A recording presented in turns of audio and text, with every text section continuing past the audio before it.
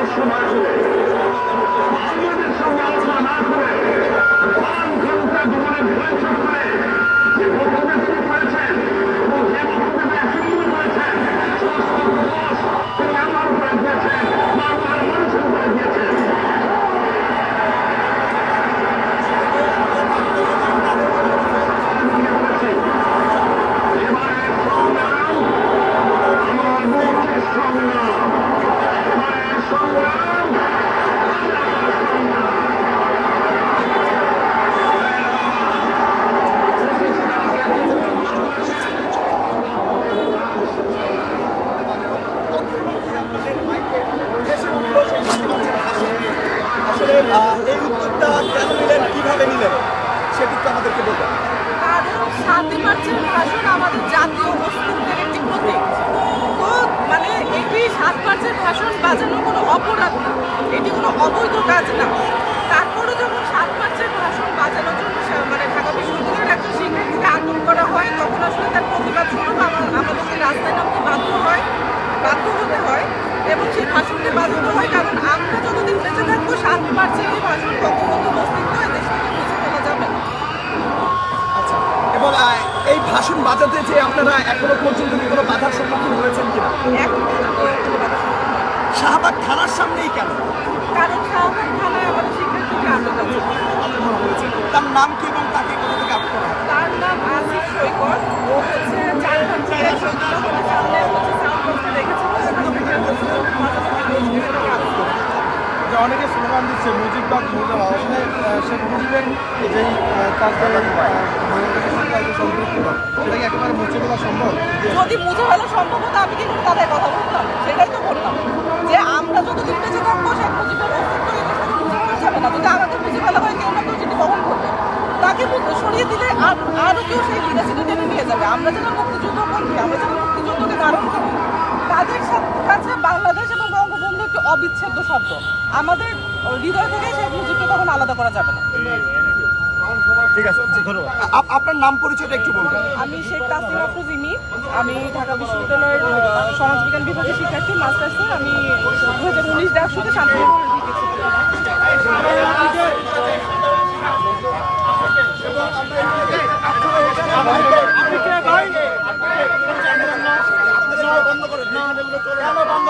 কি করবেন?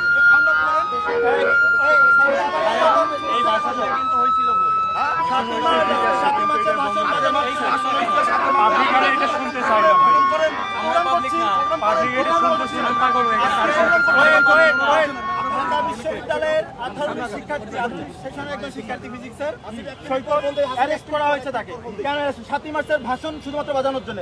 7ই মার্চের ভাষণ বাজানো কি মহাপাপ? যদি বাংলাদেশের মহাপাপ হয় তাহলে আমাদের সবার গণতান্ত্রিক অধিকার রক্ষা করবে, অবশ্যই এটা আমরা বিশ্বাস করি। কিন্তু এই বিষয়কে চিন্তা করে ভাষণ চালানো গণতান্ত্রিক না। বাংলাদেশ আমাকে কি কথা বলতে দিবেন? 7ই মার্চ ভাষণ আমাকে কি কথা বলতে দিবেন? অবশ্যই আপনি কথা বলেন। আমি বলি 7ই মার্চ ভাষণ যদি পাপ হয় বাজানো এই আমি আপনাকে বলতেছি না কোনো ভাষণ পাপ, আমি বলতেছি না কোনো ভাষণ পাপ। আমার সে হলো এটা করতে পারেন আমার ভাই, সে কিন্তু হলো এইভাবে নয়েজ আমরা পলিউশন নো নো করা কোনটা নয়েজ পলিউশন সারা বিশেষ সারা বিশেষ আমরা প্রবেশ করছি যতক্ষণ না পর্যন্ত ওই 18টি শিক্ষার্থী অবশ্যই আমরা প্রবেশ করছি। এখানে শুনে সমস্যা হলে শাহবাগ থানার ওসি আমাদেরকে অ্যারেস্ট করতে যাবে। আপনি যদি সমস্যা করেন, আপনারা যদি বাঙালি হয়ে থাকেন তাহলে 7ই মার্চের ভাষণে আমাদেরকে বলতে দেবো। যদি আপনারা বাঙালি হয়ে থাকেন তাহলে 7ই মার্চে আপনাদের কোনো সমস্যা হতে পারে না। আমরা সাউন্ড কমিয়েছি, আমরা সাউন্ড কমিয়েছি। আমাদের জন্য রয়েছে 7ই মার্চের ভাষণ বাজাবো। আমরা 7ই মার্চের ভাষণ বাজাবো। আপনারা সেটা চান না, তবে আমরা অনেক মানুষ দেখি লোকের